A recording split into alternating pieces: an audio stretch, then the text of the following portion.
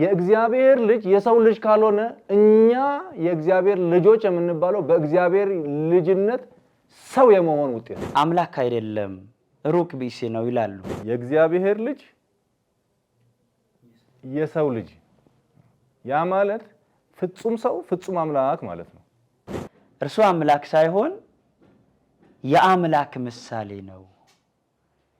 አምላኩማ አባቱ አብ ነው፣ እሱ የአባቱ ምሳሌ ነው ብለው ደግሞ ምልከታን የሚሰጡ የተሳሳቱ ሰዎች አሉ። ኖስቲዝም ይባላሉ። እንደዚህ አይነት ጥያቄ የሚያነሱ ኖስቲያውያን ናቸው። ያ ማለት ወልድ ኢየሱስ ክርስቶስ የእግዚአብሔር ልጅ አይደለም ግን ከሰው ትንሽ ከፍ ያለ ነው ብሎ የሚያስቡ ነው። ፍጹም ሰው ፍጹም አምላክ አይደለም ሰው ብቻ ነው ማለት ይሄ በደል። ቤተክርስቲያን ያላትን ዕውቀት አላወቁም። ሰውነቱን ብቻ አይተው ሩቅ ቢሲ ነው፣ ሰው ነው፣ የዮሴፍ ልጅ ነው በማለት አምላክነቱን ይክዳሉ። ነገረ ማርያምን ቲክቶክ ላይ አስተምረን ጥሩ ክርስቲያን ማድረግ አንችልም። በቃና ዘገሊላ በቃና ዘገሊላ። በስመ አብ ወልድ ወመንፈስ ቅዱስ አሐዱ አምላክ አሜን። በምህረቱ የጠበቀን በቸርነቱ የጎበኘን ቅድመ ዓለም የነበረ አሁንም ያለ ዓለምን አሳልፎ የሚኖር የድንግል ማርያም ልጅ መድኃኔዓለም ኢየሱስ ክርስቶስ ስሙ የተመሰገነ ይሁን። በመላው ዓለም የምትገኙ ይህ የቃና ዘገሊላ ሚዲያን የምትከታተሉ ውድ ተከታታዮቻችን እንደምን አላችሁ? ይህ በቃና ዘገሊላ ሚዲያ ተዘጋጅቶ የሚቀርብላችሁ ትዕይንተ ሐመር የተሰኘ መርሃ ግብራችን ነው።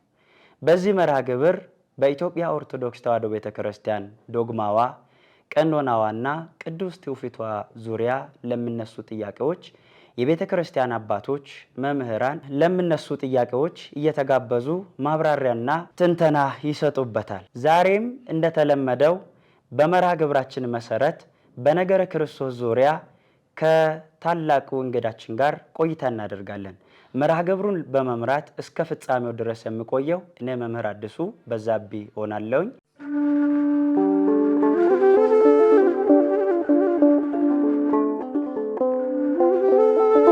በዛሬው መርሃ ግብራችን በነገረ ክርስቶስ ዙሪያ ለሚነሱ ለአንዳንድ ጥያቄዎች መልስና ማብራሪያ ለመስጠት እዚህ ስቱዲዮ ድረስ አንድ እንግዳ ጋብዘናል። እንግዳችን መምህር ያቤጽ ደበበ ይባላሉ። መምህራችን እንኳን ደህና መጡ። እንኳን ደህና ቆያችሁ። ጥሪያችንን አክብረው እዚህ ስቱዲዮአችን ድረስ ስለተገኙልን በተመልካቾቻችን ስም እጅግ አድርገን እናመሰግናለን። እንግዲህ መምህር ዛሬ በነገረ ክርስቶስ ዙሪያ ቆይታ እናደርጋለን። እንግዲህ በኢትዮጵያ ኦርቶዶክስ ተዋሕዶ ቤተክርስቲያን አስተምህሮ መሰረት ጌታችንና አምላካችን መድኃኒታችን ኢየሱስ ክርስቶስን የእግዚአብሔር ልጅ የሰው ልጅ ኢየሱስ ክርስቶስ ብለን እናምነዋለን፣ እናመልከዋለን። ይህንን ስንል አንዳንዶቻችን ጌታችን መድኃኒታችን ኢየሱስ ክርስቶስን ሰውነቱን ብቻ አይተው ሩቅ ቢሲ ነው፣ ሰው ነው፣ የዮሴፍ ልጅ ነው በማለት አምላክነቱን ይክዳሉ። አንዳንዶች ደግሞ አምላክነቱን ብቻ አይተው ምትሃት ነው በማለት ሰውነቱን ይክዳሉ። ለዚሁም ደግሞ መነሻ የሚያደርጉት በመጽሐፍ ቅዱስ በማቴዎስ ወንጌል ምዕራፍ 26 ቁጥር 39 ላይ ያለውን ኃይለ ቃል መነሻ በማድረግ ጌታችን መድኃኒታችን ኢየሱስ ክርስቶስን አምላክ አይደለም ሎቱ ስብሐት እንግዲህ አምላክ አይደለም ሩቅ ቢሲ ነው ይላሉ።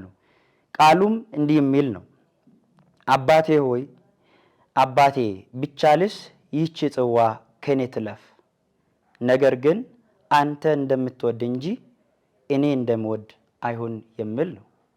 ይህ እንግዲህ ጌታችን መድኃኒታችን ኢየሱስ ክርስቶስ በዕለተ ዓርብ ሊሰቀል ጸሎተ ሐሙስ ማታ የጸለየው ጸሎት ነው ወይም የተናገረውን ቃል ነው።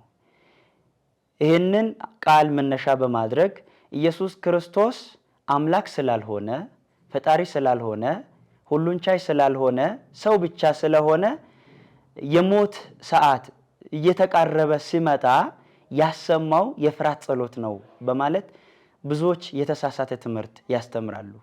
እና የኛ የኢትዮጵያ ኦርቶዶክስ ተዋሕዶ ቤተክርስቲያን ብዙ ምልከታ ብዙ ትርጓሜ አላት።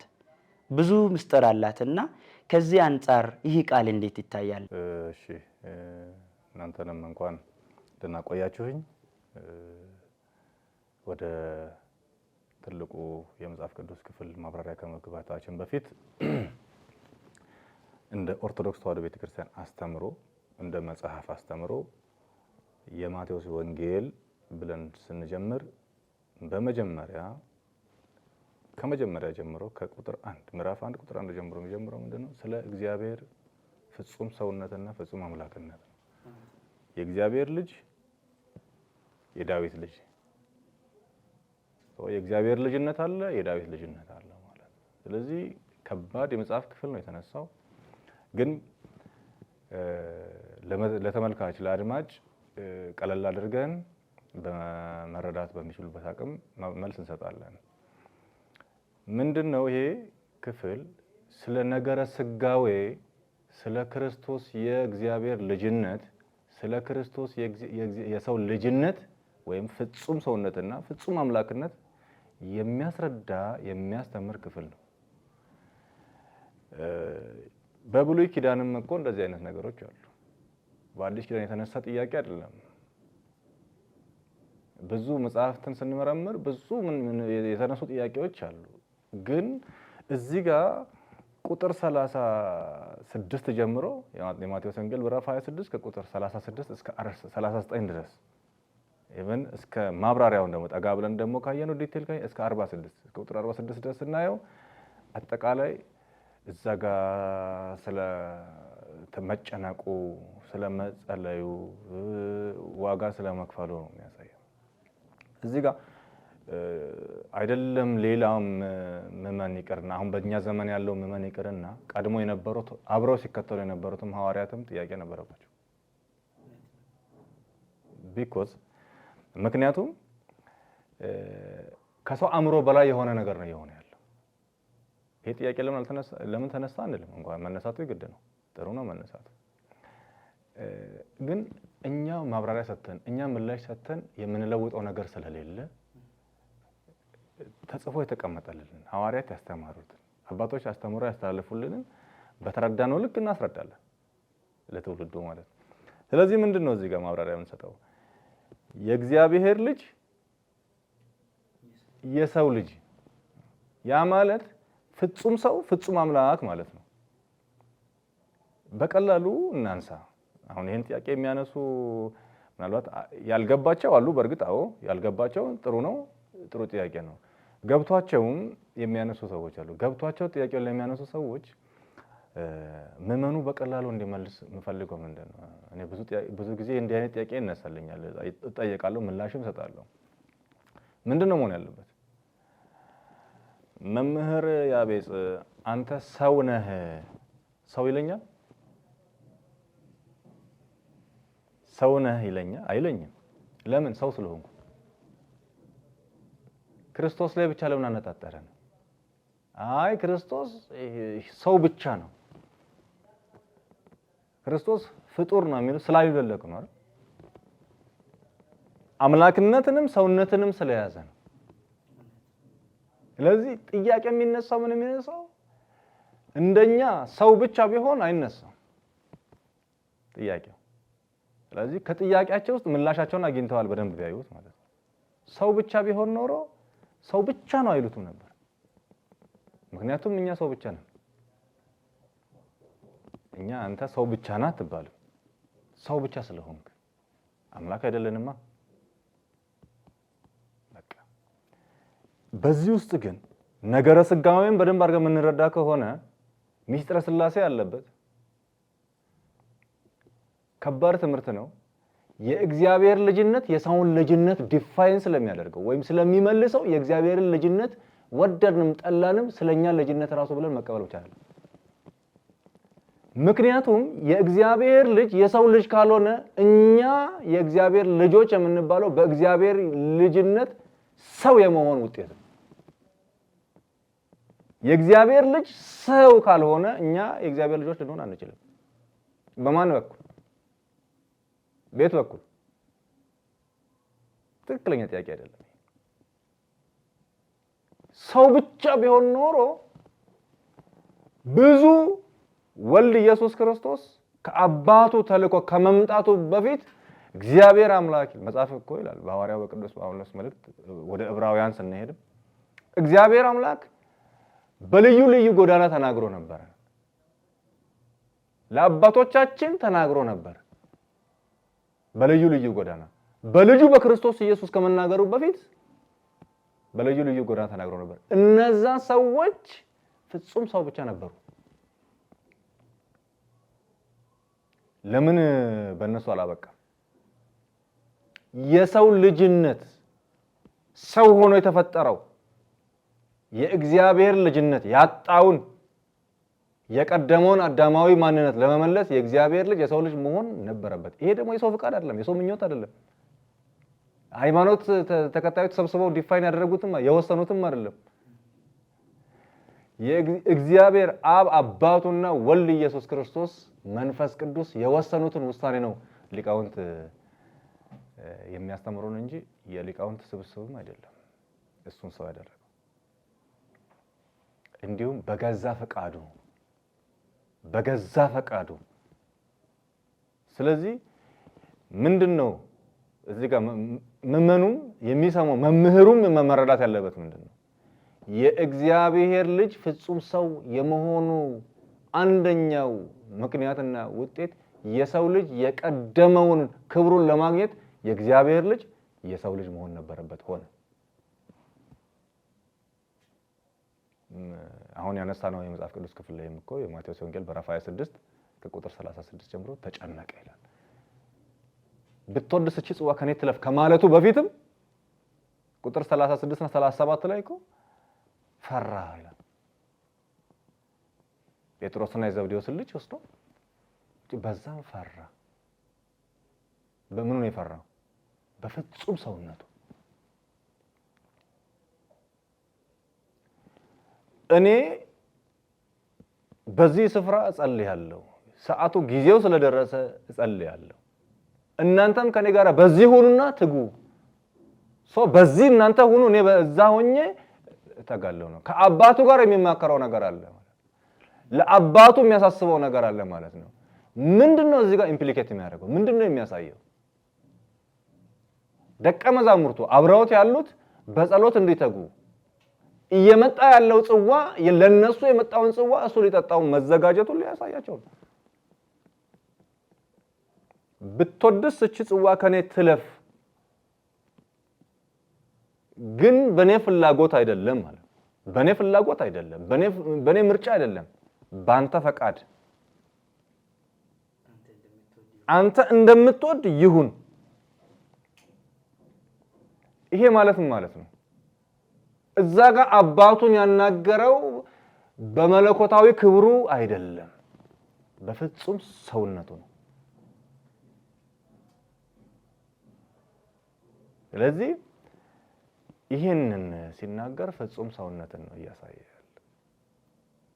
የእግዚአብሔር ልጅ የሰው ልጅ ነበር። የእግዚአብሔር ልጅ ፍጹም ሰው ፍጹም አምላክነትን ያሳየበት።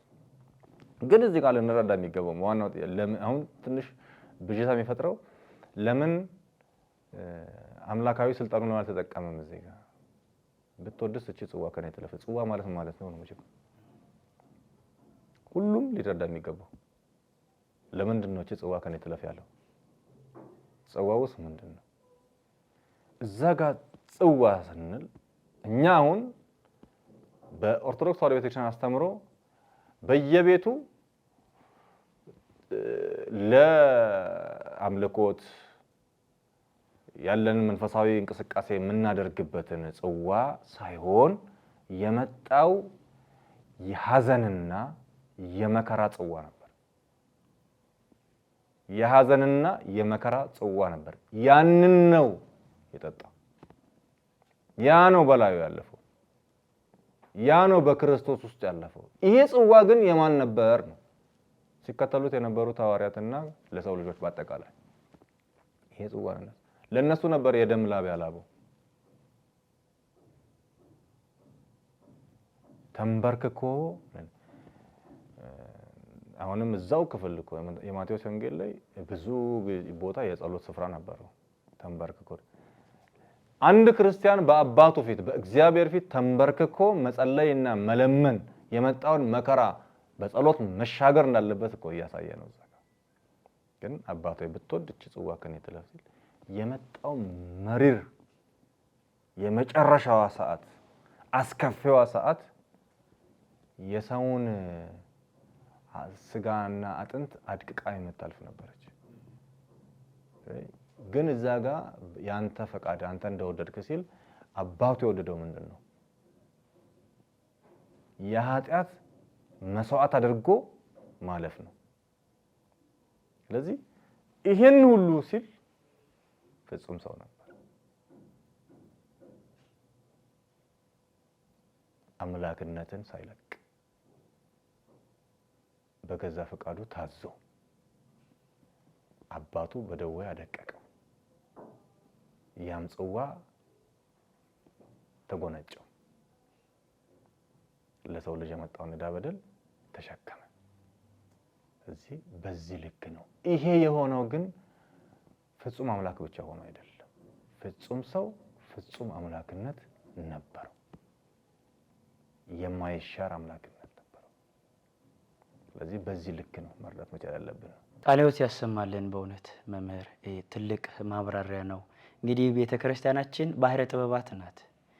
ጥበቡ ምስጢሩ በመጽሐፍ የተቀመጠውን ቃል እንግዲህ አባቶቻችን ሲተረጉሙ በብዙ አይነት ህብር በብዙ አይነት ምስጢር ነው ተርጉመው ያስቀመጡልንና ምስጢሩ ተቀርቶ የማያልቅ ነው። ጥበቡ ተቀርቶ የማያልቅ ነውና ባጭሩ ጸሎትን ለማስተማር መከራ በቀረበባችሁ ጊዜ ፈተና በገጠማችሁ ጊዜ ጸልዩ፣ ወደ እግዚአብሔር ጩሁ ለማለት ነው እንግዲህ አይደል? ጸሎትን ለማስተማር ሌላው ደግሞ ይህች ጽዋ ከኔ ትለፍ ብሎ እንግዲህ በእኛ ላይ የነበረው ያ የ5500 ዘመን ስቃይ ከአዳም ልጆች ይለፍ እንደማለት ነው ይላሉ አባቶቻችንና ይሄንን ያልተረዱት ናቸው። ኢየሱስ ክርስቶስ አምላክ ስላልሆነ በቃ የዛን ቀን ያሰማው የፍራት ጸሎት ነው ይላሉ። ሎቱ ስብሐት የፍራት ጸሎት ነው ይላሉና እሱ ፍጹም ሰው ፍጹም አምላክ ወልደ አምላክ በመለኮቱ ወልደ ማርያም በትስብእቱ የምንለውም ለዚህ ነው እና እርሱ የጌቶች ጌታ የአማልክት አምላክ ነው፣ ሁሉን ቻይ ጌታ ነው እንግዲህ ብላ ቤተክርስቲያናችን ኦርቶዶክስ ተዋሕዶ ቤተክርስቲያናችን ታስተምራለች። እና በእውነት የሰጡን ማብራሪያ እጅግ በቂና የሚደንቅ ነውና ቃለ ሕይወት ያሰማልን፣ አስበ መምህራን ያድልልን። ሌላውም ይጠይቃሉ እንግዲህ አሁን የተሳሳተ ትምህርት የሚያስተምሩ ብዙዎች ናቸውና ዓላማቸው ምንድነው? በመጽሐፍ ቅዱስ ያለውን ቃል አንድ ጥቅስ መዘው ያወጣሉ። ሌላውን ከላይ አሁን ቅድም አብራርተዋል። ከቁጥር 36 ጀምሮ ፈራ፣ ተጨነቀ፣ ለምንስ የሚለውን ለመረዳት አይሞክሩም። ከዛ ቀጥሎስ ደግሞ ያለው ከዚህ ገጸ ንባብ ቀጥሎ ያለው ምን ለማለት ፈልጎ ነው የሚለውን ለመረዳት የሚሞክሩ የሉም። ብዙ ጊዜ እንደዚህ አይነት መጽሐፍ ቅዱስ ክፍሎችን ጨመቅ አድርገው ይወስዱና በራሳቸው ልክ ይተረጉማሉ ማለት ነው። ከዛ ጋር ያይዘው በዚህ በሐዋርያው ቅዱስ ጳውሎስ መልእክት ላይ እንግዲህ በቆላሲስ መልእክት ምዕራፍ 1 ቁጥር 15 ላይ እርሱ የማይታይ አምላክ ምሳሌ ነው የሚል ቃል አለ። እርሱ የማይታይ አምላክ ምሳሌ ነው የሚለውን ገጸ ንባብ ይወስዱና እርሱ አምላክ ሳይሆን የአምላክ ምሳሌ ነው፣ አምላኩማ አባቱ አብ ነው፣ እሱ የአባቱ ምሳሌ ነው ብለው ደግሞ ምልከታን የሚሰጡ የተሳሳቱ ሰዎች አሉ። እና ለዚህ ቅድስት ቤተክርስቲያናችን ምን አይነት ማብራሪያ አላት? እስቲ ይሄንን ቢያብራሩልን። መልካም። አሁንም የክርስቶስ ሰውነት ላይ ነው። አሁንም ሰውነት ላይ ነው። ከቅድሙ ጥያቄ ጋር የተያያዘ ጥያቄ ነው። ይሄ ጥያቄ ዛሬ የተነሳ ጥያቄ አይደለም። ኖስቲዝም ይባላሉ። እንደዚህ አይነት ጥያቄ የሚያነሱ ኖስቲሳውያን ናቸው። ያ ማለት ወልድ ኢየሱስ ክርስቶስ የእግዚአብሔር ልጅ አይደለም ግን ከሰው ትንሽ ከፍ ያለ ነው ብሎ የሚያስቡ ነው። ሰው ሆኖ ትንሽ ከሰው ትንሽ ከፍ ያለ ብለው የሚያስተምሩ ናቸው። ይሄ አስተምሮ በቆላሲስ አሁን ይሄ መልእክት የሐዋርያው የቅዱስ ጳውሎስ መልእክት የተጻፈው የቆላሲስ መልእክት ሲጻፍ የተጻፈው ለቆላሲስ ቤተክርስቲያን ነው። ለቤተክርስቲያን ተጻፈው። እቺ ቤተክርስቲያን እንዲሁም የሚለው ምንድነው? ለሐዋርያው ለቅዱስ ጳውሎስ ሲጽፍለት ደብዳቤ ሲያደርስለት ምንድነው የሚለው? በክርስቶስ ፍቅር ነው ያሉት። ምዕመኑ ውስጥ ያለው አገልጋዩ ምዕመኑ በክርስቶስ ፍቅር ነው ያሉት። ስለዚህ የውስጥ ችግር አለም፣ የአገልጋዩ ችግር አለ። በሁለት ጎራ እቺ ቤተክርስቲያን ግን እየተጎተተች ነው ያለችው። የተለያየ ሁለት ጽንፍ የያዙ የሃይማኖት አስተማሪዎች አሉ። ኖስጣውያን ናቸው። እነዚህ የተለያየ ትምህርት ያስተምሩ። ምንድነው የሚሉት ሲያስተምሩ? ኢየሱስ ክርስቶስ ወልድ ኢየሱስ ክርስቶስ ትንሽ ሰው ነው ትንሽ ከሰው ከፍ ያለ ብሎ ያስተምራሉ። ይሄ አስተምሮ አሁንም አለ። እግዚአብሔር ከሆነ እመጣለሁ ያለ ለምን ያታልላችኋል ለምን አይመጣም ብሎ የሚያስተምሩም አሉ። ይሄ አንብበው እንደዚህ አይነት ጥያቄ ለሚጠይቁ ቅዠት ነው። አውቀው ለሚጠይቁ ቅዠት ነው የሚሆነው። ግን ይሄንን ነገር ሳይረዱ መጽሐፍትን ሳይመረምሩ ወልድ ኢየሱስ ክርስቶስ ፍጡር ነው ብሎ መናገሩ ከስተትም በጣም ትልቅ ስህተት ነው። ምክንያቱም ከሥላሴ አንዱ አካል ወልድ ኢየሱስ ክርስቶስ ነበር። ዓለምን ሲፈጥር ነበረበት። ሰውን ሲፈጥር ሲያበጅ ነበረበት። ሲያጠፋም አለበት። ከሶስቱ አካል አንዱ ነው ወልድ ኢየሱስ ክርስቶስ። ፍጡር ቢሆን ኑ እንፍጠር አይልም። ሰው መረዳት መቻል ያለበት ኑ እንፍጠር የማለት ስልጣን አይደለም ለሰው ልጅ ብቻ። የሰው ልጅ ብቻ ስልጣን የሆነ ለመላእክት እንኳን የላቸውም። ኑ እንፍጠር የማለት ስልጣን የላቸውም። ኑ እንፍጠር ማለት የሥላሴ ስልጣን ነው። የእግዚአብሔርነት ስልጣን ነው። ሰው ብቻ እንዳልሆነማ እኮ ብዙ የመጽሐፍ ቅዱስ ማብራሪያ አለ። እኛ ሰዎች ምናልባት መጽሐፉን አልመረመሩትም ወይም ምንድነው በሎጂኩም በቴዎሎጂው ማስተምሮ ምንድነው እኚህ ፎልት ፋይንደር ሚሽነሪ ይባላሉ። ስህተት ፈላጊዎች። እዚህ ምንድነው እዚህ ጋር የምንረዳው? በገዳመ ቆሮንቶስ ጾሞ ጸልዮ ሲወጣ በዲያብሎስ ተፈተነ። እዛ ጋር ዲያብሎስን ያሸነፈው ምን ሆኖ ነው? ሂድ አንተ ሰይጣን፣ የመጨረሻው ያሸነፈበት ጎሉ በጣም የሚገርም ነው። ሂድ አንተ ሰይጣን ለአምላክ ለእግዚአብሔር ብቻ ስገድ ነው የተባለው። እዚህ ጋር እኮ ትልቅ ሜሴጅ ተላልፏል። አይደለም ፍጹም ሰውነትና ፍጹም አምላክነት ይቀርና እኛ የምናሸንፈው ዲያብሎስን በማን ስም ነው? በእግዚአብሔር ስም ነው። በሱ ስም እኮ ነው። በክርስቶስ ስም እኮ ነው የምናሸንፈው። የመጣብንን ፈተና የምንሻገረው ዛሬ ፍጡር ነው በሚሉት አምላክ ነው። ወልድ ኢየሱስ ክርስቶስ እነሱ እንደሚሉት ፍጡር ብቻ ቢሆን ኖሮ የሰው ልጅ አብቅቶለት ነበር። የመጣብንን ዕዳ በደል ተሸክሞ የማሻገር አቅም አይኖርም ለሰው ልጅ።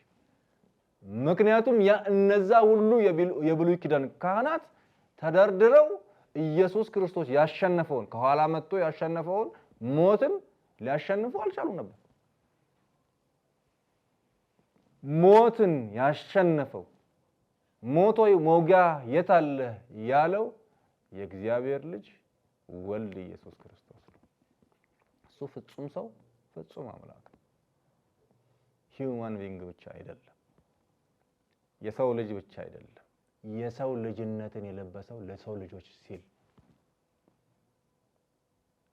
ሰው እኮ የራሱን ሚሽን ለመፈጸም ምንም ይሆናል። እኛን ለማዳን ግን እኛን ሆነ የኛ መራሃብ ክርስቶስ ተራበ ሲባል እኮ ሰው ሆኖ ነው። ሰው ሳይሆን የኛን ረሃብ አየው፣ የኛን መከራ አየው። ተሰጠን እኮ እንደዚህ አድርጎ ተብሎ ተሰጠን እኮ። ህግ ተሰጥቶናል አይደል? ህግ ተሰጥቶናል እኮ። ይሄን ሁሉ ካደረጋችሁ ታልፋላችሁ ነው የተባለው። ህግ ተሰጥቶናል እኮ። በብሉይ ኪዳን ህግ ተሰጥቶናል። ያን መፈጸም ስላልቻልን ሰው ሆኖ ፈጸሙ። ሰው ሆኖ ፈጸሙ። ዘዳግምን በደንብ ማየት እንችላለን። እኛ የማንችለውን ከአቅማችን በላይ ከጉልበታችን በላይ የሆነ ነገር አልሰጠንም፣ አላሸከመንም። ቀንበሩ ቀላል ነው። እሱ የሚያሸክመን ቀንበር ቀላል ነው። የሰው ልጅ ደካማ ስለሆነን ብቻ ሰው ሆኖ ፈጸሙ፣ አሻገረን፣ አሳለፈን። ስለዚህ ይሄ የስተት አስተምሮ በወንጌል ውስጥም ነበረ፣ በመልእክታት ውስጥም አለ። ይሄ ወልድ ፍጡር ነው ያለ እኮ ምንም ችግር የለም። የዮሐንስ መልእክት አንደኛው መልእክት ላይ እኮ መልስ ይመልሳል። ከዚህ በላይ ኃጢአት የለም። ከዚህ በላይ ኃጢአት የለም። ስለዚህ ወልድ ኢየሱስ ክርስቶስ በቆላሴስ 1:15 ላይ እንደተጠቀሰው ወልድ ኢየሱስ ክርስቶስ እዛ ጋር ይሄ ኖስቲሶች እንደሚሉት አይነት አስተምሮ አይነት ሰው መጽሐፍቱን ቢመረምረው ቢያነበው የህይወቴ አንዱ አካል ነው መሪዬ ነው ብሎ ቢያየው መጽሐፉን የሚጠቀም ይመስለኛል፣ የሚያመልጥ ይመስለኛል፣ የሚሻገር ይመስለኛል። ግን አሁን በሚሰራጨው አስተምሮ ላይ እንደዚህ ይሄ ተከታታይ ትምህርት አስተምረን ወይም ተከታታይ ትምህርት ሰጥቶ የገባውን የትምህርት መርዝ በትምህርት ካልተነቀለ በስተቀር ዛሬ እኔና አንተ ብቻ እንደዚህ አድርገን እነዚህን ሰዎች ከስተት ጎዳና ለመመለስ ከባድ ነው። ኮንቲኒየስ የሆነ ትምህርት ያስፈልገዋል። ይሄ ከባድ ስህተት ስለሆነ ስለዚህ በዚህ ልክ መጽሐፍቱን መርዳት ቢቻል ጥሩ ይመስለኛል። ምናልባት ያልተመለሰም ጥያቄ ካለ መለሳ ክፍሉን ልታነሳልኝ ይችላል። ቃሎት ያሰማልን። በእውነት አርዮስም የወደቀው በዚህ አስተምሮ ነው። ኢየሱስ ክርስቶስን ሰውነቱን ብቻ ተመልክቶ ፍጡር ነው ብሎ እንግዲህ በመናገሩ ነው የወደቀው የተሳሳተው። ከኋላ ላይ እንደው እንድመለስ በ318ቱ ሊቃውንት ተመክሮ ነበር። ባለመመለሱ ግን ወደቀ። እንግዲህ ይሄ ቅድም እንዳሉ ፍጹም ኃጢአት ነው፣ በደል ነው። ክርስቶስን እንደመበደል ይቆጠራል። ከዚህ በላይ በደል የለም። አምላክን ፍጡር ብሎ ከመናገር በላይ በደል የለም። ሙትን ሲያስነሳ፣ ህሙምን ሲያድን፣ እውርን ሲያበራ፣ ታምራትን ሲያደርግ፣ 5 እንጀራና 2 ዓሣ ባርኮ አብልቶ ሴቶችና ህፃናት ሳይቆጠሩ ወንዶች ብቻ 5000 ህዝብ መግቦ በሐዋርያት ቁጥር 12 ቅርጫት መሶብ ሲያትረፈርፍ እየተመለከተ አንድ ሰው ክርስቶስ ፍጹም ሰው ፍጹም አምላክ አይደለም ሰው ብቻ ነው ማለት ይሄ በደል ነው። በእውነት ከእንዲህ አይነት በደል እግዚአብሔር ይጠብቀን።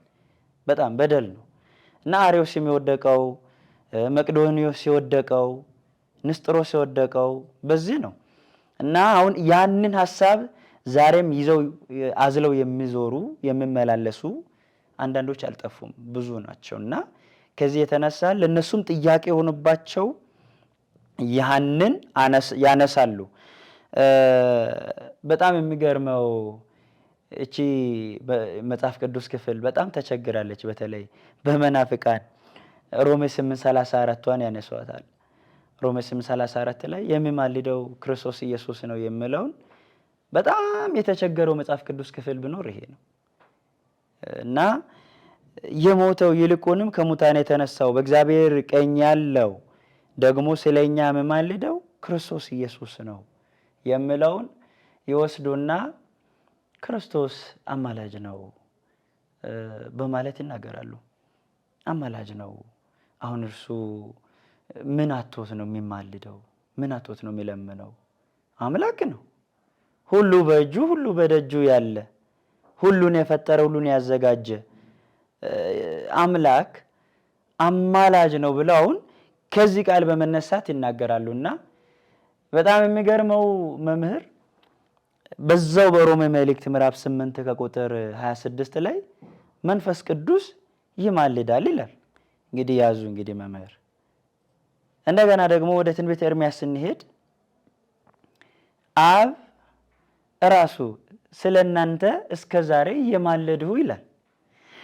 አሁን እነዚህ ሰዎች ወልድም አማላጅ ከሆነ መንፈስ ቅዱስም አማላጅ ከሆነ በእነሱ አረዳድ ማለት ነው። አብም አማላጅ ከሆነ ሌላ አምላክ የት ሊመጣ ነው? በጣም ጥያቄ የሚሆነውና ጥያቄያቸው እንደገና ደግሞ ባስተምሯቸው ባሉት ቃል መግቢያ የሚያጣበት ሁኔታ አለ እና ቤተ ክርስቲያናችን ምን ትላለች? አበው አባቶቻችን ምን ይላሉ የሚለውን እስቲ ብናነሳስ። ወደ ሮሜ 8:34 ከመመለሳችን በፊት ቅድም ያነሳው የሐዋርያው ቅዱስ ጳውሎስ መልእክት ወደ ቆላሲስ ሰዎች የተጻፈ ምዕራፍ 1 ቁጥር 15 ላይ የሚነሱ ጥያቄዎች አሉና እኔ አንድ ጥያቄ አነሳለሁ። ለምሳሌ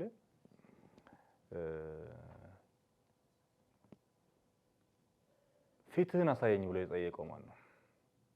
ፊትህን አሳየኝና ይበቃኛል ያለው ማን ነው? ሙሴ ነው። በዛን ጊዜ ወልድ ኢየሱስ ክርስቶስ በስጋ ተገልጧል እንዴ? አልተገለጠም። ፊትህን አሳየኝና ይበቃኛል ማለት ቅድም ከክፍሉ ጋራ በደንብ እንዲታይ ፈልጌ ነው። መምህራንም የሚሰሙ አሉ፣ ተማሪዎችም ምዕመኑም ይሄን ሊያዳምጥ ይችላል። ይሄንን ስንናገር የነበረውን ያዳምጣል። ምንድነው ምላሽ መሆን ያለበት? እሱ የማይታይ አምላክ ምሳሌ ነው አይደል የሚለው ቃል በቃል መጽሐፉ። ይሄ ኢየሱስ የማይታይ አምላክ ምሳሌ ነው። ጥሩ ትክክል ነው። መጽሐፉ ስህተት የለበትም። አንብቦ የሚተረጉመው ሰው ነው ስህተት ያለበት። አዎ ለምሳሌ ያክል ሊቀ ነቢያት ሙሴ ምንድን ነው ያለው? ፊትህን ብቻ አሳየኝ። ሊቀ ነቢያት ሙሴ ምን ያደረገ ነው? ከዛ በፊት ብዙ ተአምራትን አድርጓል። ብዙ ድንቅ ነገሮችን አድርጓል። በበትሩ እኮ ወንዝ ሲመታ ወደ ምን ተቀይሯል? ወደ ደም ተቀይሯል እኮ ተከፍሏል። ብዙ ድንቅና ተአምራትን አድርጓል። ጸልዮ ብዙ ነገር አድርጓል። ከእግዚአብሔር ብዙ ነገር አግኝቷል። እግዚአብሔርን ግን ያየው አንድስ እንኳን የለም ይላል። በጣም በሚገርም ሁኔታ ነው ዮሐንስ ወንጌል ሲገልጽ አገላለጹ በጣም ይገርም። እግዚአብሔርን ያየው አንድስ እንኳን የለም፣ አንድ ልጁ ተረከው ነው። ቅድም ወልድ ፍጡር ነው ያልነው ብለን ያነሳ ነው ማለት ነው። ወልድ ፍጡር ነው ብለው ለሚያስተምሩ ያነሳ ነው ጥያቄ ነው። ወልድ ፍጡር ነው ያሉት ይሄን እንዴት አድርገው አይተውት ነው? አንድ ልጁ የተረከውን እግዚአብሔርን ማንም ያላየውን ወልድ ፍጡር ነው የተባለው ልጁ ነው የተረከው።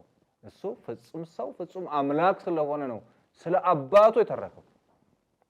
ስለ አባቱ የትም ቦታ በየትኛውም ጊዜ ወደፊትም በፊትም ሊናገር የሚችለው አንድ ልጁ ነው ስለ አባቱ። ምክንያቱም አብን ያየ አንድስ እንኳን የለም። ማን አየው? ማን ተረከው? ወልድ ኢየሱስ ክርስቶስ።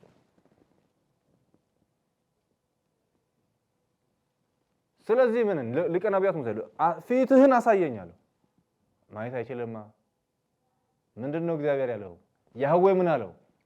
ፊቴንማ አይተህ አትኖርም። በህይወት እንድትኖርልኝ እፈልጋለሁ። ቢኮዝ ያንተ ሚሽን ገና አላለቀም። አሁን ወደ እኔ መተህ ምን ልትሆን ነው? ፊቱን አየ ማለት ሞተ ማለት ነው። በአብ ፊት ብቻውን መቆምና አብን ማየት የሚችለው የአብ ልጅ ወልድ ኢየሱስ ክርስቶስ ከሦስቱ አካል አንዱ። ስለዚህ ማየት ትፈልጋለህ? አዎ እሺ፣ ይኸው ጀርባውን አሳየው።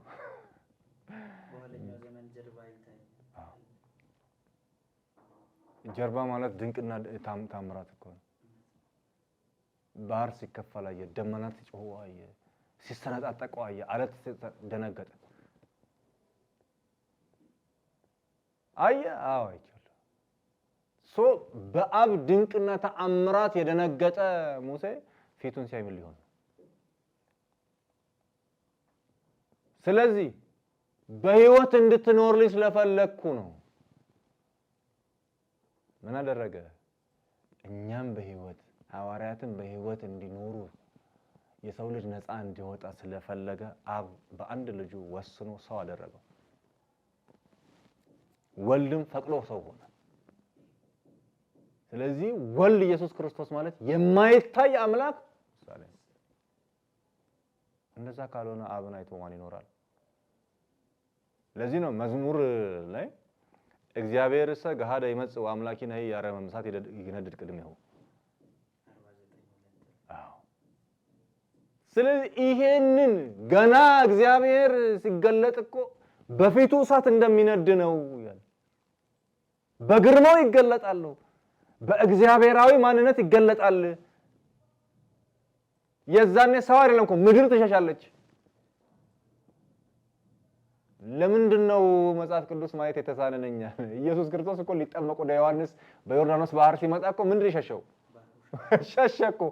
አብ አይደለም እዛ ጋር የተገለጠው እኮ ወልድ ኢየሱስ ክርስቶስ ከሶስቱ አካል አንዱ ነው። ስለዚህ ወልድ ፍጡር ብቻ እንዴት ይሆናል? እኔ ስለማያውቁ ይስታሉ ብቻ ሳይሆን ማወቅ ስላልፈለጉ ስተዋል። ስለዚህ መጽሐፍም እንደሚል ስትክሙ በያይምሮ መጽሐፍት ነው። መጽሐፍትን ስለማያውቁ ሳቱ ወይ ትስታላችሁ። ባህር የሸሸለት ወልድ ኢየሱስ ክርስቶስ ይሄ ተራራ ዞር በል ሲል ዞር ያለለት እንዴ በቃሉ ብቻ እኮ ነው። ወልድ ኢየሱስ ክርስቶስ ከአፉ በሚወጣው ቃል ብቻ እኮ ነው ሞት ሲያስነሳ የነበረው። እንዴ አንድ ቃል ተናግሮ እኮ ነው ፈርዖን ባይዘው የሰመጠው በሐይቅ ውስጥ አይደለም። የእግዚአብሔርን ሰራዊት በሚያሳድድበት ጊዜ ፈርዖንን ያሰጠመው ወልድ ኢየሱስ ክርስቶስ በምንጭ ውስጥ ነው። ወልድ ኢየሱስ ክርስቶስ የልጆቹን ጠላት ለማጥፋት ትልቅ ነገር አይጠቀምም። ፈርዖን ከነሰራዊቱ የሰጠመው በምንጭ ውስጥ ነው። ለምን? በጥቂት ነገር። እሱ ትልቅ ንጉስ ነው፣ የሀገር መሪ ነው። ወልድ ኢየሱስ ክርስቶስ በአካል አልተገለጠም። የዛኔ ቃል ብቻ ነው የተናገረው። ስለዚህ ወልድ ኢየሱስ ክርስቶስ የማይታይ አምላክ ምሳሌ የሆነው አሁንም እንረዳ ከሆነ ለሰው ልጆች ሲል እሱ ግን ምንድነው? እግዚአብሔር ነው። እሱ ከሶስቱ አካል አንዱ ነው። እሱ ፈጣሪ ነው፣ ፍጡር አይደለም። ስለዚህ በዚህ ልክ ነው ልንረዳ የሚገባው። አይደለም እግዚአብሔርን አብን አይተን እንቀርና መጽሐፍቱን በግልጽ ቁጭ ብለን በደንብ ብናየው የሚያስፈራ መጽሐፍ ነው። አይደለም አብን ይቅር። ስለዚህ አይደለም በዚህ ዘመን ይቅርና በዛን ዘመን ለሊቀ ነቢያት ሙሴ ፊቱን ለማሳየት አብ ፈቃደኛ አልነበረም። ለምን? እሱ ማየት የሚችለው ልጁ ብቻ ነው። ለምንድን ነው ልጁ አይቶ ለልጁ ነው? ወልድ ፍጡር ብቻ ከሆነ ለልጁ ነው አልተጠነቀቀም። አንተ ሞተህ ተሰቅለህ እንዲህ መሆን አለብህ ብሎ የወሰነው ሰው ብቻ ከሆነ ለምን አላዘነለትም? የሰውን ዕዳ በደል ተሸክመ ነፃ ታወጣቸዋለህ ያለው ሰው ብቻ ከሆነ እንዴት አብ እኔን ብቻ ወልድ ብቻ ነን የሚያየኝ እንዴት አለ? ልጁ እንዲቆይለት አይፈልግም? ወልድ አሁንም ሌላ አስተውስት ነው የምንገባው። እነዚህ ሰዎች ይህን ጥያቄ የሚያነሱት ወልድ ፍጡር ከሆነ አስቸጋሪ ስህተት ነው ውስጥ የምንገባው። ስለዚህ ወይ ጠጋ ብሎ መማር ወይ በደንብ ማንበብና ከስህተት መመለስ የተሻለ ይመስለኛል። ወልድ ኢየሱስ ክርስቶስ ፍጹም ሰው ፍጹም አምላክ ነው ነበር። ይሄ ይበቃናል። ሌላ ጊዜ ሰፊ ትምህርት ስለሚሰጥበት የተለያየ መምህራንም ስለሚሰጡ ተከታታይ ትምህርትም ስለሚሰጥ በዚህ እንቋጨው ጥሩ ነው። ቀጣይ ምንድነው ያልከኝ? ሁለተኛ ጥያቄ በሮሜ 8:34 ዙሪያ 8:34 ላይ እምማልደው ስለኛ እምማልደው ክርስቶስ ኢየሱስ ነው የምለው ነው። ሮሜ መጽሐፍ በእርግጥ እንዲሁ በቀላሉ እንደዚህ ነው ብለን የምንወስነው መጽሐፍ አይደለም። ካሉት አዲስ ኪዳን መጽሐፍት በጣም ከባዱና ምርመራ የሚፈልግ መጽሐፍ ነው። ዲቴል አስተማሪ፣ ዲቴል ትርጓሜ የሚፈልግ መጽሐፍ ነው። አብዛኛውን ጊዜ ቤተክርስቲያንም የተፈተነች ያለችው በዚህ የመጽሐፍ ቅዱስ ክፍል ነው። ግን የሚፈትን ነው ወይ ነው? አይደለም። የሚፈትን ክፍልም ሆኖም አይደለም። አጠቃላይ እኮ እየተናገረ ያለው ስለምንድን ነው? ሙሉ 16 ምዕራፍ ነው። 16ቱ ምዕራፍ እየተናገረ ያለው ምንድን ነው? ስለ ሰው ልጆች ስለተሰጣቸው ጸጋ እያወራ ነው። ስለ ጸጋ ዲፋይን ያደረገ ነው የሚመጣው። ስለዚህ ሮሜ 8:34 ስለ እኛ የሚማልደው ይሄ አንዳንድ ጊዜ አይ ወልድ ስለኛ ጸልዮአል፣ ወልድ ስለኛ ይማልዳል ብሎ ወደ ሰውነት ዝቅ ማድረጉ ተገቢ አይደለም። ሰው አውቆም ሳያውቅ ሰው አድርጎታል። አሁን በተለያየ ሚዲያም እንደምናየው ጥሩ ነው እኮ መንፈሳዊ እንቅስቃሴ ጥሩ ነው። ለምን ሌላ የሃይማኖት ድርጅቶች ተመሰረቱ አይደል? ይሄም ጥሩ ነው። ታነባለህ፣ ያነቃሃል፣ ጥሩ ነው። ግን ኢየሱስ ክርስቶስን እንደ ጓደኛ አንዳንድ ጊዜ ይሄ አስተውላችሁ ይሁን አላቅም፣ ጓደኛዬ ነው ኢየሱስ፣ ወንድሜ ነው ኢየሱስ፣ ትዳሬ ነው ኢየሱስ፣ ባሌ ነው ኢየሱስ፣ እንደዚህ ነው ኢየሱስ ብለው ይሄ ወልድ ኢየሱስ ክርስቶስ አሁንም አስረግጠን ልንነግር የሚገባው እህቶቻችንም ወንድሞቻችንም በስተት ጎዳና ያሉ የኛው አካል ናቸው። ሊረዱት የሚገባው አንድ ነገር አለ። ኢየሱስ ክርስቶስ ከሶስቱ አካል አንዱ ነው። እሱ እግዚአብሔር ነው። እሱ እግዚአብሔር ነው። እግዚአብሔርነቱን ዝቅ አድርገን እንደሆነ በኋላ ከሰማይ በሚደፋብን እሳት እንዳንጠፋ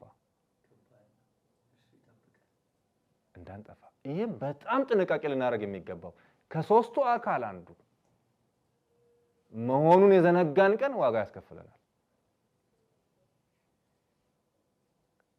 ይሄ ጓደኛዬ ነው፣ የቅርብ አማካሪዬ ነው። እግዚአብሔር እኮ የእንጀራ ልጆች የሉትም። በመጽሐፉም እንደሚል ሁሉ ምን አድርገዋል አለ? ኃጢአትን ሰርተዋል። በወልድ በኢየሱስ ክርስቶስ ግን ምን ሆነዋል? አሁን ሰው የኃጢአት መገለጫችን ያደርጋል። ተሰቀለ ክርስቶስ እኮ ነፃ ወጣን። አሁን በወጣንበት ነፃ አምኖ መከተል ነው እንጂ ልክ እንደቀደመው ኢየሱስ ክርስቶስ አሁንም ሰው ሆኖ ይመጣል ብሎ መጠበቅ ይሄ ትልቅ ስህተት ነው። አሁን ሮሜ 8:34ም እንደቀደመው ጊዜ እንደ ሐዋርያቱ ከኛ ጋር ተንበርኮ ይጸልያል፣ ስለኛ ይጸልያል። እንደ ያልተረዳ ነው መምህራንም ያልተረዳ ነው ነገር አለ። እነዚህ ሰዎች የሚያገናኙት ከምን ጋር ነው? ከሐዋርያቱ ጋራ ተንበርክኮ በጌቴሰማኒ ሲጸልይ ነበር።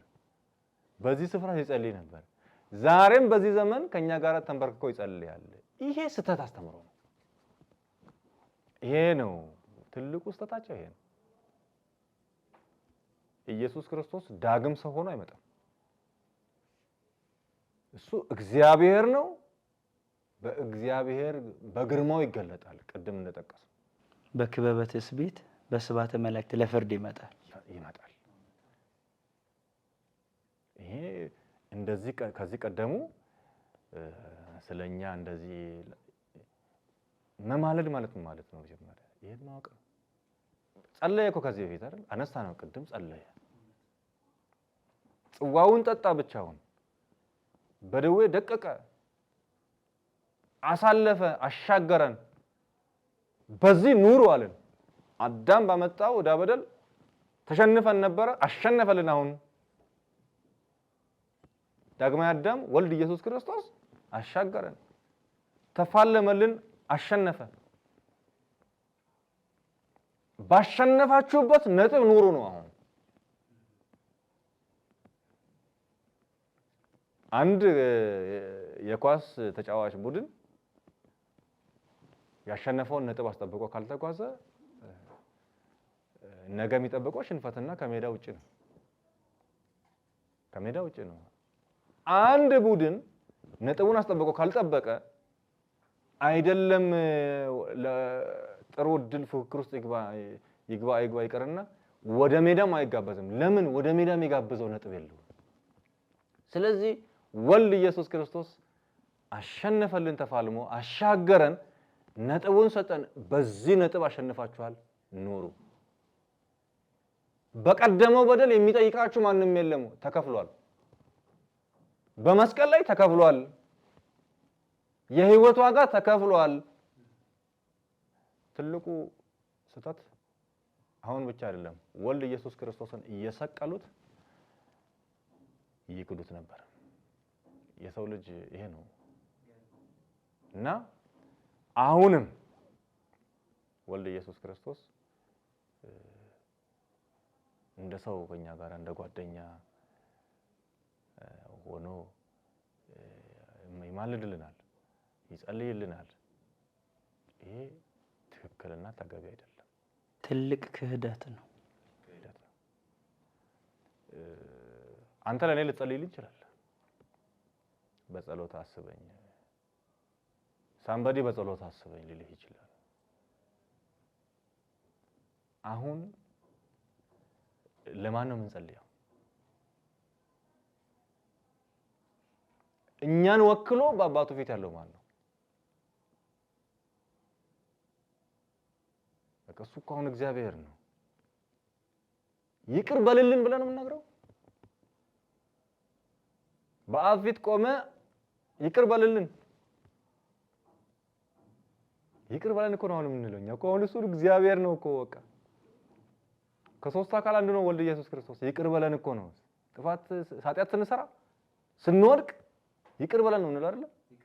ለሱ ነግረ ነው፣ በጆሮው ነግረ ነው። እሱ ሄዶ አብ ጋር ይቅር በላቸው ይለናል። ይሄ ትክክለኛ አስተምሮም አይደለም፣ ትክክል አይደለም። ይሄ አሁን እኮ በአባት ቀኝ ተቀመጠ ማለት ምን ማለት ነው? ሊፈርድ ተዘጋጅቷል እኮ ነው። አለቀ። ይሄ እኮ ምንም ነገር አይደለም። ወዴት ነው የሚማልደው? በአባቱ ቀኝ ተቀምጧል። አሁን እኮ በፊት ሰው ሆኖ ስለመጣ እንደዚህ ያ እኮ ጊዜ አለፈ፣ ያ ዘመን አለፈ እኮ። አሁንም እይታቸው በሰውነቱ ላይ ሰውነት በቃ አሁንም እኮ ቅድም ከተነሳው ጥያቄ ጋር ምንም የሚለያይ ነገር አይደለም። ይሄ ስህተት አስተምሮ ነው።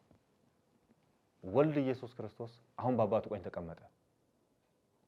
እኔ አሁን ለምሳሌ መመሪያ ቤት በጠቅላይ ሚኒስቴር አጠገብ ተቀመጠ ማለት ምክትል ጠቅላይ ሚኒስቴር ሆነ ማለት የጠቅላይ ሚኒስቴርነት ስልጣን አለው ማለት ነው። ትዕዛዝ የመስጠት ስልጣን አለው ማለት ነው። የመፍረድም ስልጣን አለው ማለት ነው። ወደ ስፒሪቹዋል ኦቶሪቲ ወደ መንፈሳዊ ስልጣን ስንመጣ ደግሞ እንዲሁ አባቶቻችን እኮ ማየት እንችላለን። ለምንድን ነው ስህተትን ሆን ብለን የምንገባው ስህተት ውስጥ? ወልድ ኢየሱስ ክርስቶስ ከሶስቱ አካል አንዱ ነው ስንል ሊፈርድ ተቀምጧል ማለት አብ እንደሚያየ ወልድ እያየ ነው። ባይዜ 3-4 አይን የላቸውም እኮ ሶስቱ አካል አንድ አይን ያላቸው አንድ ቃል ነው የሚናገሩት። አንድ ነው። አንዳቸው ለአንዳቸው እባክህ ማርልኝ ማርልህ አይባባሉ። በደዌ ደቀቀውን ልጁን የት እንዴት ይዘነጋል እሱ? ኢሳይያስ 53 ላይ እኮ እናያለን። በደዌ ያደቀው ዘንድ ፈቀደ የተባለለት ልጅ አሁን በቀኙ ተቀምጧል። ለምን? የተከፈለውን ዋጋ የዘነጉ ንስሐ ገብቶ እንዲመለሱ፣ በድፍረት የገቡ ደግሞ ዋጋቸውን ለማግኘት ተዘጋጅተዋል ማለት ነው። ስለዚህ መንፈስ ቅዱስንም እንደዚህ እንደ ጓደኛ የሚጠቀሙ አሉ። አሁንም በእርግጥ ሰፊ ጊዜ ይፈልጋል ይሄ ክፍል፣ ሰፊ ማብራሪያ፣ ሰፊ ትምህርት ያስፈልገዋል። ትልቁ ሌላው ከእኛ ቤተ እምነት ውጪ የሆኑ ብቻ ሳይሆኑ በእኛ ውስጥም እኮ ብዙ ዳይለማዎች ይነሳሉ። ተማሪዎች እኩል መግባባት አላቸው፣ እኩል መርዳት አለባቸው። በሮሜ 8:34 የላቸው።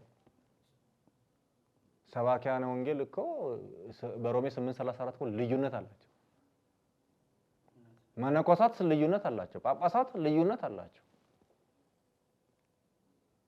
በዚህ ግን ቤተክርስቲያኗ ምንድነው መውሰድ ያለባት? ጊዜ ሰጥቶ መተርጉማኖች ታክሎ ተርጉሞ በስነ ስርዓት በቂ ምላሽ አዘጋጅተው ይፋ ማድረግ። ምክንያቱም ስንት ተቋም አለን? ስንት ሃይማኖት አለን? አንድ አስተምሮ አለን። አለቀ። አንድ ሲኖዶስ ይዘህ አንድ ቤተክርስቲያን ይዘህ ብዙ በጎች ሊኖሩ ብዙ መምህራን ሊኖሩ ይችላሉ። የተለያየ አስተምሮ ግን የለው። አንድ አስተምሮ ነው ያለው። ብዙ ሰራተኛ ሊኖር ይችላል። ለአንድ ዓላማ ነው። ስለዚህ አቋም ሊወሰድበት የሚገባው መልስ አንገብጋቢ ኢሹ ስለሆነ በፍጥነት መልስ ሊሰጥ የሚገባው ክፍል ሮሜ 8:34 ቤተክርስቲያን እኮ አቅሟን አላወቀችም ነው። የሚያገለግሉትም እዚህ ጋር በድፍረት የምናገረው የሚያገለግሉትም መምህራንም ሆኑ ሰባኪያነ ወንጌልም ሆኑ መነኮሳትም ሆኑ ታላላቅ አባቶችም ሆኑ ያላቸውን የእውቀት ቤት አላወቁትም። ቤተክርስቲያን ያላትን እውቀት አላወቁ።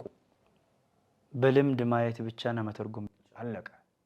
ሁሉም ሊረዳ የሚገባው በተለይ እኔ አሁን ከዚህ ቤተ እምነት ውጪ ለሆኑ አይደለም፣ ቤተ እምነት ውስጥ ላሉት ለሚያገለግሉት፣ ለሚቀድሱት፣ ለሚባርኩት የማስተላልፈው መልእክት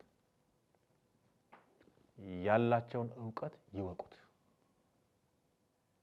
ቤተክርስቲያን የሌላት እውቀት የለም፣ የሌላት መጽሐፍ የለም፣ ሁሉ አላት።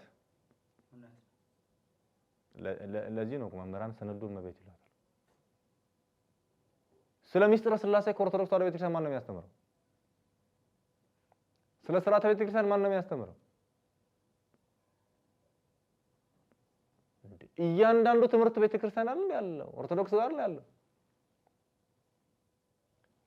እውነት ለመናገር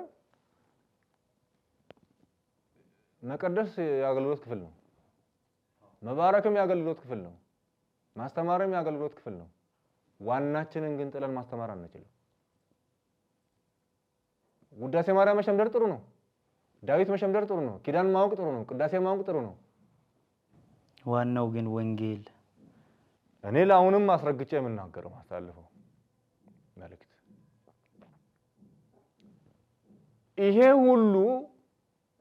ይሄ ሁሉ ተጨማሪ ነው። ዋናው ግን ወልድ ኢየሱስ ክርስቶስ በምድር ላይ ተመላልሶ በሚያስተምርበት ጊዜ ዋጋ ተከፍሎበት ደም የፈሰሰበት የህይወት ዋጋ የተከፈለበት መጽሐፍ ቅዱስ ወንጌል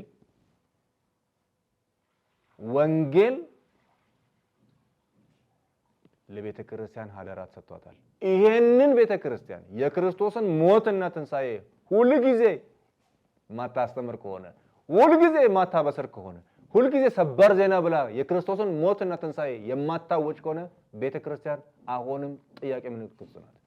በግልጽ አማርኛ ምዕመናንን የምታስተምረውን ትምህርት መለየት መቻል አለባት። በፈርጁ ትምህርት ተዘጋጅቶ መቀመጥ መቻል አለበት። ቀድሞ እኛ ልጆች ሆነን ህፃናት ሆነን ስንማር የነበረው ትምህርት የለም። አሁን ለምን? በአርቲፊሻል መምህራን በአርቲፊሻል ማቴሪያል ተተክቷል። ሮሜ 8:34 እኮ ከዛሬ 6 እና 7 ዓመት በፊት አይነሳም። ነገ ዕብራውያን 7ም ይነሳል እኮ።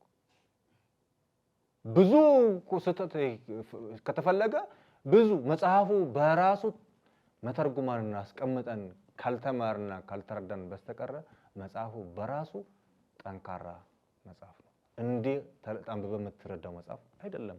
ወንጌል ጥልቅ ምስጢር ነው። ስለዚህ ቤተክርስቲያን ሌላ ነገር ላይ ፎከስ ማድረግ አቆማ ወንጌል ላይ ፎከስ ማድረግ ይችላል። ትውልዱ ጠያቂ ትውልድ የመጣ ነው። አንባቢ ትውልድ የመጣ ነው። ፎልት ፋይንደር ሚሽነሪም በዛው ልክ ተሰማርቷል። ቤተክርስቲያን ልትነቃ ይገባል። መምህራን ሊነቁ ይገባል። ራሳቸውን አፕዴት ማድረግ አለባቸው። የሚያስተላልፈው መልእክት በዚህ አጋጣሚ ሳልጠቅስ የማላልፈው ነገር ቲክቶክ ላይ የሚሰበክ ወንጌል፣ ቲክቶክ ላይ የሚሰጥ ትምህርት ባይዜ እኔ የቴክኖሎጂ ሰው አይደለሁም። ቲክቶክ ፕላትፎርም የተቋቋመው የተሰራውም ስታብሊሽ የሆነውም ማስታወቂያ እንዲሰራበት ነው።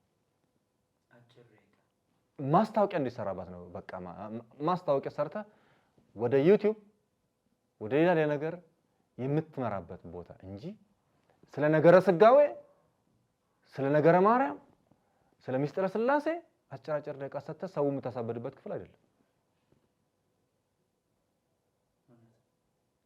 ቲክቶክ ላይ ምንም የቤተ ክርስቲያን መሰረት ዕውቀት የሌለው ልጅ ህፃናቱ ነው የሚጠቀመው። አሁን ሰንበት ትምህርት ቤት የተማረ አይደለ፣ መሰረተ ዕውቀት የእምነት የቤተ ክርስቲያን ዕውቀት የሌለው ነው ቲክቶክ ተጠቃሚው። የሌለው ስርዓተ ክርስቲያን የሌለው ሚስጥራተ ክርስቲያን ያልተማረ ይሄድና ነገረ ማርያምን አንዱ መነኩሴ ሲያስተምር ወይ አንዱ መምህር ገብቶ ሲያስተምር ያያል። ይሄ ዕውቀት ይመስለዋል። በጆሮ ጠገብ ይሰማል፣ ያያል። ነገረ ክርስቶስን ሲያስተምር እንዴ ነገረ ስጋዌን ሲያስተምር የምታስተምሩ ትምህርት አይደለም እኮ ይሄ። ቦታን ይፈልጋል። ይሄ እኮ ቦታን ይፈልጋል። ቼን አለው በጣም እንዴ። አሁን ወጣቱ ብቻ ነው የሚማረው ሰው ራሱ ማን ነው የሚለውን ራሱ መጀመሪያ ጥናት ማድረግ ነው አልኩህ እኮ። ወደ ቀደመው እንመለስ። አሁንም ወደ ቀደመው እንመለስ። በሰንበት ትምህርት ሲሰጥ የነበረው ትምህርት እንዴት ነው? ለህፃናት፣ ለማዕከላውያን፣ ለትልልቆች ተብሎት ቤተክርስቲያን እኮ አዘጋጅታ ዛሬ ያ የት ሄደ? ዛሬ የቲክቶክ ሰባኪዎች በስተዋል። የቲክቶክ ባራኪዎች በስተዋል። አሁንም ልንረዳውና ልንጠነቀቅ የሚገባው ጥሩ ነው ቴክኖሎጂ መጠቀም። ነገረ ስጋዌን ቲክቶክ ላይ አስተምረን ምዕመን አናፈራ። አንድ ነገረ ማርያምን ቲክቶክ ላይ አስተምረን ጥሩ ክርስቲያን ማድረግ አንችልም። ሚስጥረ ስላሴን ቲክቶክ ላይ አስተምረን ውጤታማ አንሆንም። ቤቱን ሸርሸረን ጨርሰነዋል። ስለዚህ ምዕመናን አስጠብቃ፣ የቀደመውን ዕውቀት አስጠብቃ፣ ሞገሷን መልሳ ለመቀጠል እቺ ቤተክርስቲያን ምን ማድረግ አለባት? ትምህርትን ማስተካከል፣ ዘይቤውን ማስተካከል። ትልልቅ ቤተሰብ እኮ የፈረሰ ነው ያለው ባስተምሮ ዙሪያ። ይሄ ሮሜ 8:34 ብቻ አይደለም፣ ብዙ ከመጽሐፍ ቅዱስ የሚነሱ ኢሹዎች አሉ እኮ። ስለዚህ ወገኖቻችን መምህራንም በጥንቃቄ ሊያዩትና ሊመረምሩት የሚገባው ነገር ይሄ ነው። አሁንም እኔና አንተ ይሄን የምናስተላልፈው እንደ ሀደራ ለማስተላለፍ እንጂ እውነት ለመናገር ሮሜ 8:34 የሰጠነው ምላሽ በቂ ሆኖ አይደለም። የማቴዎስ ወንጌል መጀመሪያ ላይ ያነሳነው 26 ከቁጥር 36 ጀምሮ ያለውን በቂ ምላሽ ሰጠን አይደለም። ቆላሲስ ምዕራፍ 1 ቁጥር 15 ላይ የሰጠነው ያለው እንዴ ብዙ መጽሐፍ ቅዱስ ክፍሎች አሉ እኮ ከማቴዎስ ወንጌል ምዕራፍ 26 ጋር አብሮ የሚነሱ አሉ። የማርቆስ ወንጌል አለ ምዕራፍ 14 ከቁጥር 32 ጀምሮ ይታያል። የሉቃስ ወንጌል ምዕራፍ 22 አለ። ይሄ ከነዚህ ጋር የሚያያዝ ነው።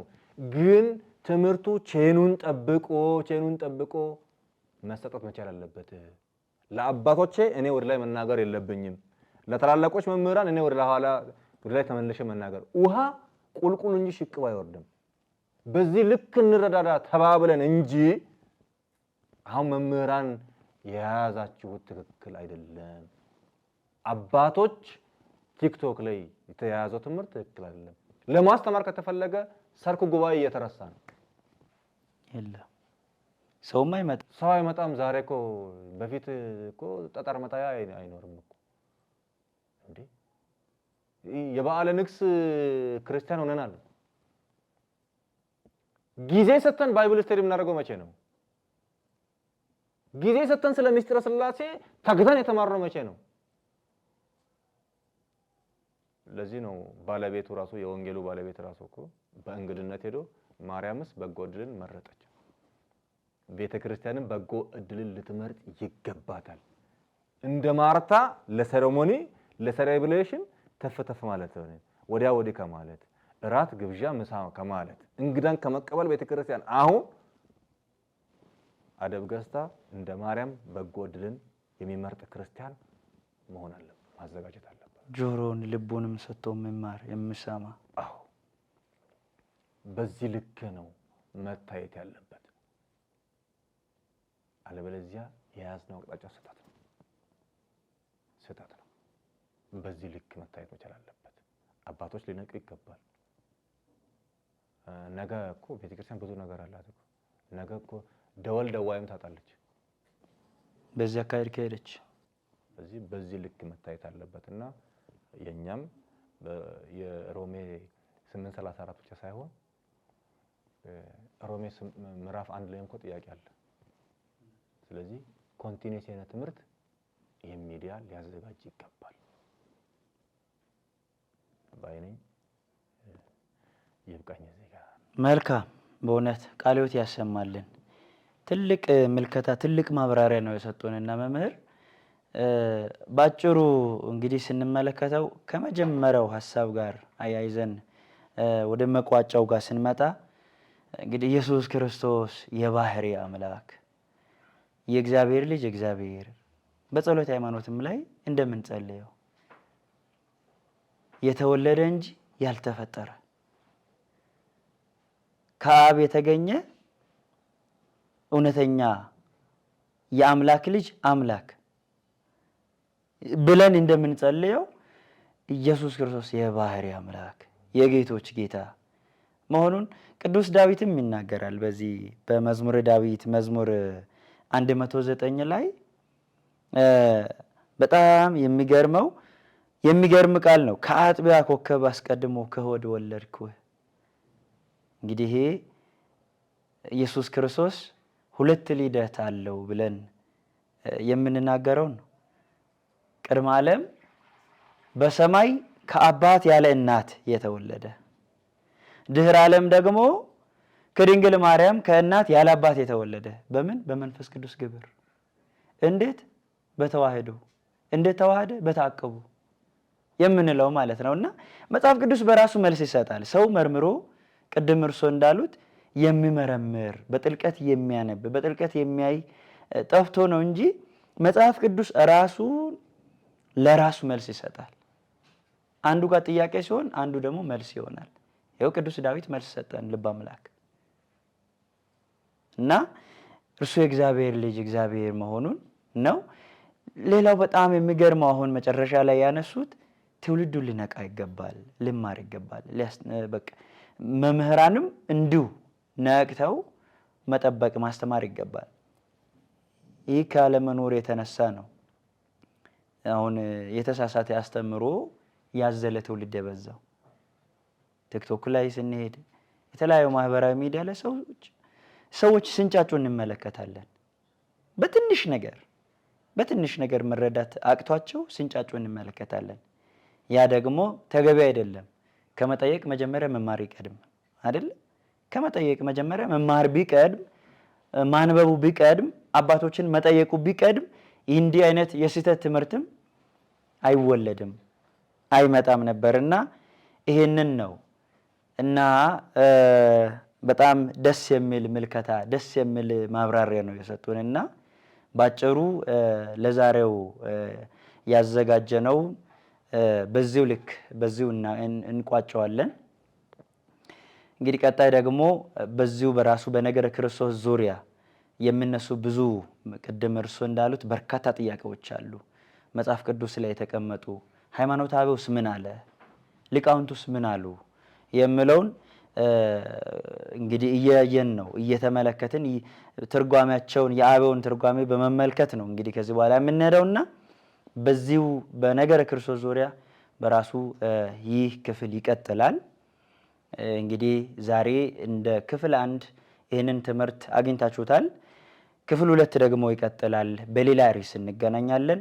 በእውነት መምህራችን እስከ አሁን ድረስ እስካሁኑ ሰዓት ድረስ በመካከላችን ተገኝተው ጥሪያችንን አክብረው ለሚነሱ ጥያቄዎች በቂ ማብራሪያ በቂ ትንተና ሰጥተውታልና ይህንን የምትመለከቱ ውድ ኦርቶዶክሳውያን የዚህ ሚዲያ ተከታታዮቻችን በነገረ ክርስቶስ ዙሪያ ያላችሁን ጥያቄዎች በዚህ በኮሜንት መስጫው ስር ጥያቄዎቻችሁን መስፈር፣ መጻፍ፣ ማስቀመጥ ትችላላችሁ። እንዲሁ ደግሞ ይህን ሚዲያ ሳብስክራይብ በማድረግ ዘወትር በእንዲህ አይነት በቤተ ክርስቲያን አስተምሮ በዶግማዋ፣ በቀኖናዋ፣ በትውፊቷ ዙሪያ የሚነሱ ጥያቄዎች በዚህ ሚዲያ በዚህ ክፍል ትንተናና ምልከታ ይሰጣል። መምህራን ይጋበዛሉ፣ የተለያዩ መብራሪያ ይሰጣልና ይህንን ለማግኘት ዘወትር ሚዲያችንን መከታተል አለባችሁ። ሰብስክራይብ ያላደረጋችሁ ሰብስክራይብ አድርጉ፣ ለወዳጆቻችሁም አካፍሉ፣ ሼር አድርጉ ላለውኝ እንግዲህ የዛሬው መርሃ ግብር ይህንን ይመስላልና መርሃ ግብራችንን ከመቋጨታችን በፊት መልእክት ያሉትን መልእክት እስቲ ማስተላለፍ የሚፈልጉትን መልእክት ካለ ወደ እርሶ እመጣለሁ። መምህር እኔ በእርግጥ ቅድም ማስተላለፍ ያለብኝ መልእክት ጆሮ ያለው እምነቱን የሚወድ ቤቱን ከመፍረስ የሚጠብቅ ካለ በቂ መልእክት ነው የተላለፈው። ሌላው ለምእመኑ ያለኝ መልእክት ረጋ ብሎ መማር፣ ቁጭ ብሎ መማር፣ ሰርክ ጉባኤ የሄደ ተሳልሞ መመለስ ሳይሆን ቁጭ ብሎ ወንጌል ተምሮ መመለስ፣ ቤቱ የሚያነባውን መጽሐፍ ገዝቶ ማንበብ፣ ቢያንስ በቀን 30 ደቂቃ እንደ ቤተሰብ 30 ደቂቃ የመጽሐፍ ቅዱስ ክፍል ወንጌል ቢያነቡ ቢረዳዱ እና መምህራኖቻቸውን ቢጠይቁ ያልገባቸውን ብዬ ካደራ ማስተላለፍ ፈልጋለሁ። ያለበለዚያ ከእናታችንና ከአባታችን የወረስነውን ሃይማኖት ተሸክመን ሳይገባን ሳንረዳው ሕግም እየተላለፍን ኃጢአትም እየሰራን ጽድቅ መስሎን ገደል እንዳንገባ። ስለዚህ ይህን ሁሉ ከዚህ ሁሉ ስህተት ለመትረፍ መጽሐፍትን ልናውቅ ልንመረምር ይገባናል። እምነታችንን የምንወድ ከሆነ የተለያየ ቦታ ሄደን ብዙ መንፈሳዊ እንቅስቃሴ ልናደርግ እንችላለን። የተረከብነውን ከእናትና ከአባቶቻችን የወሰድነውን የሃይማኖት ስርዓት አስጠብቀን ልንቀጥል እንችላለን። ያ ጽድቅ ያ አክቲቪቲ የተዘጋጀልንን ገነት አያወርሰንም። ጥሩ መንፈሳዊ እንቅስቃሴ ነው። ለምሳሌ ሰርግ ላይ መታደም ጥሩ ነው። በየማህበራቱ የሚደረግ የጽዋ ፕሮግራም እዛ ላይ መታደም፣ እዛ ላይ መገኘት፣ እንቅስቃሴ ማድረግ፣ መደገሱ ጥሩ ነው። ለድሃ ማብላቱ ጥሩ ነው። ደግሰን ግን በድግሱ የምናነግሰውን አካል ልናውቅ ይገባናል። ከንቱ ልፋት እንዳይሆንብን፣ ከንቱ ድካም እንዳይሆንብን ራት አቅርበን ራት የሰጠንን፣ ምሳ አቅርበን ምሳ የሰጠንን፣ ቁርስ አቅርበን ቁርስ የሰጠንን ባለቤቱን የማናነግሰው ከሆነ ዋጋ የለውም። የተሰባሰብነው ወይ በ19 ወይ በ21 ወይ በ12 ወይ በ16 ተስካር ለማውጣት ከሆነ አስቸጋሪ ነው።